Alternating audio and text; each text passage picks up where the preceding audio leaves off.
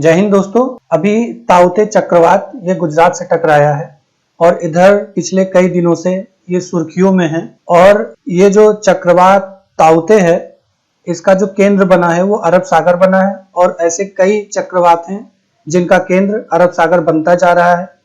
तो वर्तमान स्थिति क्या है ताउते चक्रवात के, ये हम इस वीडियो में देखेंगे। ताउते चक्रवात का नाम ताउते ही क्यों पड़ा, ये हम इस वीडियो में देखेंगे।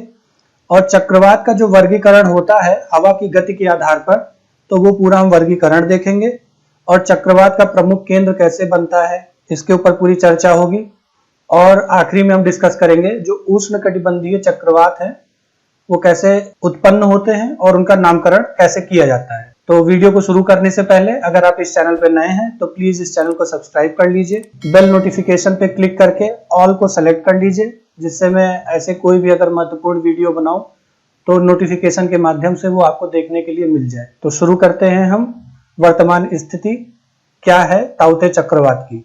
तो ताउते चक्रवात की वर्तमान स्थिति को समझने के लिए ये GIF इमेज लिया गया है, ये सैटेलाइट इमेज है इनसेट 3D। और इसमें देखेंगे तो इधर का जो एरिया है ये अरब सागर के साइड का, कि जो यहाँ पर चक्रवात को उत्पन्न कर रहा है अरब सागर से उत्पन्न होकर के आ रहा है। और इसका जो मूवमेंट है वो इधर से गुजरात होते हुए मध्य प्रदेश तक जाने का है। मध्य प्रदेश में क्या है कि सतपुड़ रेंज है और विंध्याचल की पर्वत श्रृंखलाएं हैं, तो ये तूफान वहां जाकर के शांत हो जाएगा। लेकिन इतनी भारी मात्रा में वर्षा उत्पन्न कर रहा है कि जो एक समस्या का कारण बना हुआ है। नॉर्मली जो चक्रवात होते हैं वो यमन की ओर मुड़ जाते हैं, लेकिन ये चक्रवात की विशेषता है ये भारत के अंदर चक्रवात घुस रहा है कि पिछले 130 सालों में जून में आने वाला ये पहला चक्रवात है। वैसे देखें तो अधिकतर जो चक्रवात उत्पन्न होते हैं वो बे ऑफ बंगाल में यानी कि बंगाल की खाड़ी से उत्पन्न होते हैं, लेकिन इधर कुछ दशकों में ये जो अरब सागर है ये नया केंद्र बनता जा रहा है, क्योंकि अब बंगाल की खाड़ी की तुलना में अरब सागर में ज्यादा चक्रवात उत्पन्न हो रहे हैं। तो आइए जानते हैं कि ये जो चक्रवात है इसका नाम ताउते क्यों पड़ा। तो ये ताउते जो चक्रवात है ये उष्णकटिबंधीय तटीय क्षेत्रों में उठने वाला एक चक्रवात है, इसलिए इस जो है चक्रवात को उष्णकटिबंधीय चक्रवात की श्रेणी में रखा जाता है। अब उष्णकटिबंधीय क्षेत्र का क्या मतलब है, तो इस चीज को अगर हम ग्लोब पे देखें तो सेंटर से जो जाता है उसको इक्वेटर बोलते हैं या भूमध्य रेखा बोलते हैं। तो 23.5 डिग्री नॉर्थ और 23.5 डिग्री साउथ, ये बीच का जो रीजन होता है इसको हम बोलते हैं ट्रॉपिक रीजन या उष्णकटिबंधीय क्षेत्र। अब जो तटीय सीमाएं होती हैं वहां पर ये चक्रवात हमें देखने को मिलते हैं। तो इस चक्रवात का जो नामकरण हुआ वो म्यांमार की तरफ से हुआ।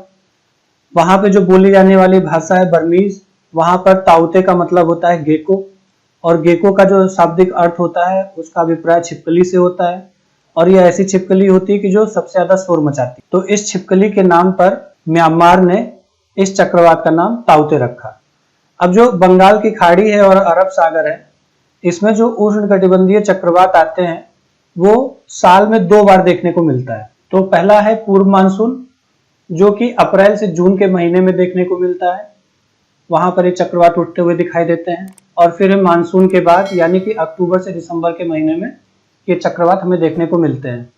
और ये जो चक्रवात होते हैं वो तटीय क्षेत्रों को बहुत ज्यादा प्रभावित करते हैं। तो आइए आप समझते हैं हम चक्रवात का वर्गीकरण हवा की गति के आधार पर। तो हमारे भारत का जो मौसम विभाग है, भारत मौसम विभाग, इसने जो है चक्रवातों का जो वर्गीकरण किया है उसमें जो अवेलेबल अधिकतम हवा की जो गति होती है उसके आधार पर किया है maximum sustained surface wind speed, यानी कि सतह पर जो हवा की स्पीड होती है, गति होती है, उसके ऊपर वर्गीकरण किया है। तो यहाँ पर चक्रवात को उसकी स्पीड के अकॉर्डिंग 4 भागों में विभाजित किया गया है।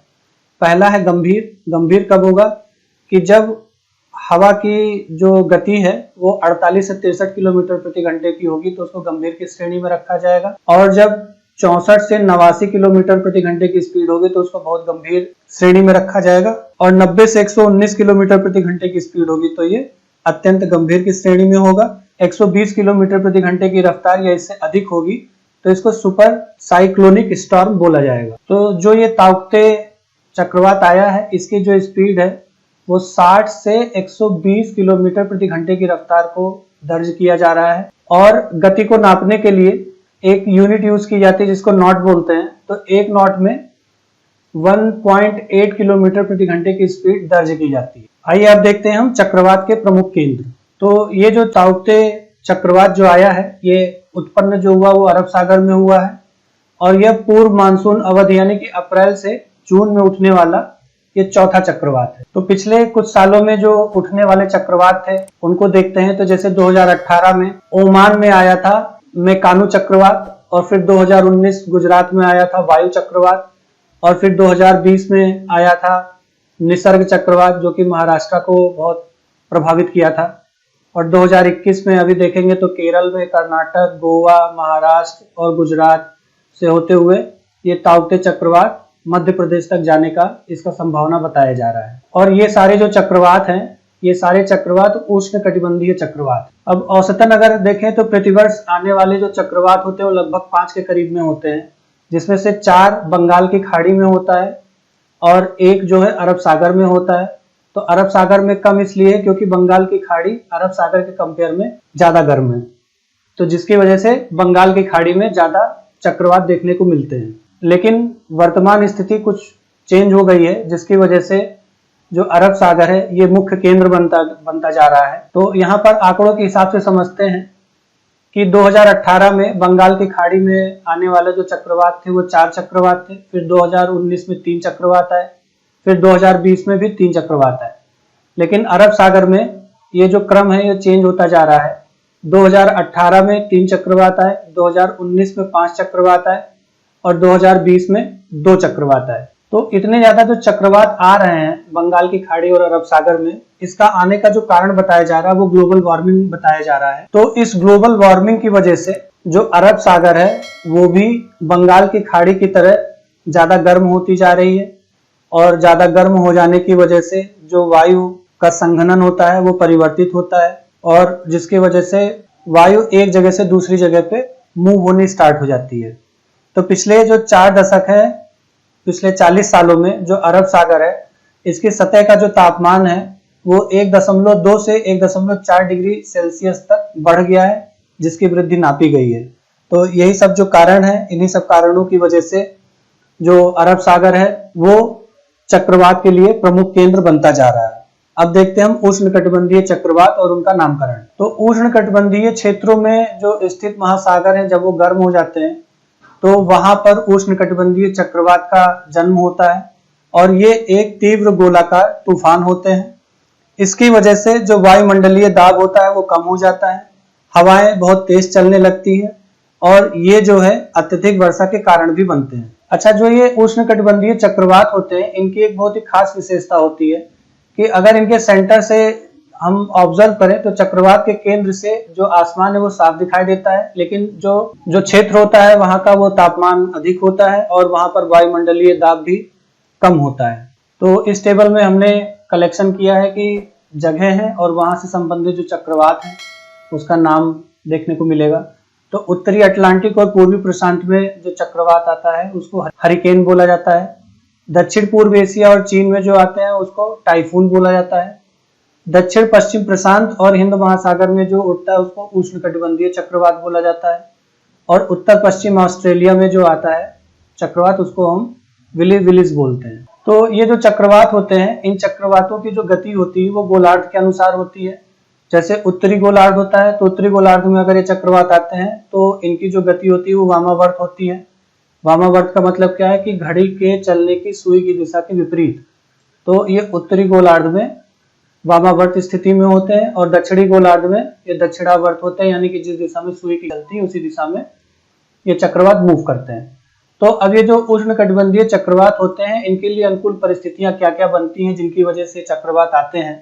तो पहला जो कारण बनता है वो ये है कि समुद्री सतह जहां पर तापमान 27 डिग्री सेल्सियस से अधिक हो, तो ये पहला कारण है।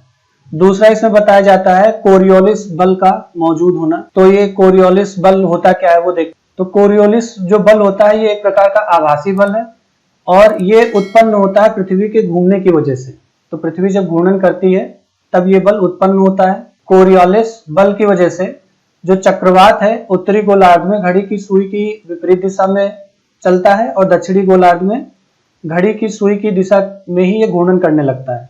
और यही कोरियोलिस बल जो है महासागरीय जो धाराएं होती हैं उनके दिशा परिवर्तन में भी बहुत सहायक होता है। और चक्रवात आने का कारण हो सकता है कि हवा की गति में जो परिवर्तन है और निम्न वायुदाब क्षेत्र का बनना, समुद्र सतह के ऊपर हवा के दबाव की जो प्रणाली है वो बदल जाना, उसका विचलित हो जाना। ठीक, तो नामकरण कैसे किया जाता है? तो विश्व मौसम विज्ञान संगठन यानी कि वर्ल्ड मेट्रोलॉजिकल ऑर्गेनाइजेशन WMO के अनुसार जिस देश में चक्रवात आता है तो चक्रवात का नामकरण वो देश ही कर सकता है।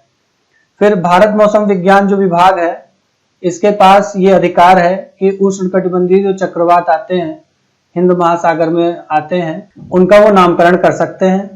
और इंडियन मेट्रोलॉजिकल डिपार्टमेंट विश्व के 6 क्षेत्रीय विशिष्ट मौसम विज्ञान केंद्रों यानी कि regional specialised meteorological centres RSMC में से एक है और जिसे सलाह देने की अनुमति है। तो ये वीडियो आपको कैसा लगा प्लीज आप कमेंट करके बताइए। अगर कोई बात छूट गई है तो आप इसमें कमेंट करके ऐड ऑन कर सकते हैं कि जो बाकी के व्यूअर्स हैं जब वो कमेंट सेक्शन को देखें तो अपने नॉलेज को अपग्रेड कर सकें। और इजराइल फिलिस्तीनी का जो कॉन्फ्लिक्ट है उसका जो कॉन्सेप्ट है वो आपने अगर नहीं देखा है तो उसका लिंक आपको इस वीडियो के डिस्क्रिप्शन बॉक्स में मिल जाएगा। और पश्चिम बंगाल में अभी एक नए विधान परिषद के गठन की बात की गई है, उससे संबंधित जो अनुच्छेद हैं, जो इंपॉर्टेंट क्वेश्चन है जो बन सकते हैं, वो अगर आप नहीं देख पाए हैं तो उसका भी लिंक आपको इस वीडियो के डिस्क्रिप्शन बॉक्स में मिल जाएगा। तो चैनल को अगर अभी तक आपने सब्सक्राइब नहीं किया है तो प्लीज इस चैनल को सब्सक्राइब कर लीजिए, वीडियो को लाइक कर दीजिए और बेल नोटिफिकेशन पे क्लिक करके ऑल को सेलेक्ट कर लीजिए, जिससे मैं ऐसे इंपॉर्टेंट वीडियो अपलोड करूं तो नोटिफिकेशन के माध्यम से वो आपको देखने के लिए मिल जाए। तो नेक्स्ट वीडियो आने तक खुश रहिए, मस्त रहिए और पढ़ते रहिए स्टडी पॉइंट 7 के साथ। मिलते हैं हम नेक्स्ट वीडियो में। धन्यवाद।